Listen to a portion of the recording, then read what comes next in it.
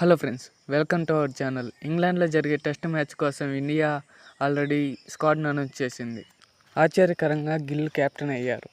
KL Rahul లేదా Rishabh Pant captain అవుతాడనుకున్నా, కానీ గిల్ని captain చేశారు బీసీసీఐ.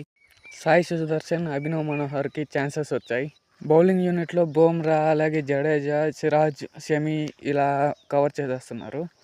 ఇక్కడ గమనించాల్సింది ఏంటంటే, మన పక్క ఎక్స్పీరియన్స్డ్ ప్లేయర్స్ తక్కువ మంది ఉన్నారు. ఎందుకంటే ఇంతకుముందు అంటే రోహిత్ శర్మ, విరాట్ కోహ్లీ ఉన్నారు కాబట్టి ఎక్స్పీరియన్స్ చాలా బాగుండేది. కానీ ఇప్పుడు కొత్త వాళ్ళకి ఛాన్సెస్ ఇచ్చారు కాబట్టి ఎక్స్పీరియన్స్ తక్కువ.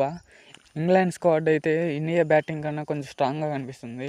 ఎందుకంటే Ben Stoke, Joe Root, Duckett, ఇలా హ్యారీ బ్రూక్ ఇలా స్ట్రాంగెస్ట్గా కనిపిస్తుంది. బౌలింగ్ అయితే మన పక్కే చాలా స్ట్రాంగ్, ఎందుకంటే ఎక్స్పీరియన్స్డ్ బౌలర్స్ ఉన్నారు కాబట్టి మన పక్క టాప్ ఆర్డర్, అలాగే మిడిల్ ఆర్డర్, అలాగే లో ఆర్డర్ కరెక్ట్గా ఆడితే మ్యాచ్ విన్ అయ్యే అవకాశాలు చాలా ఉన్నాయి.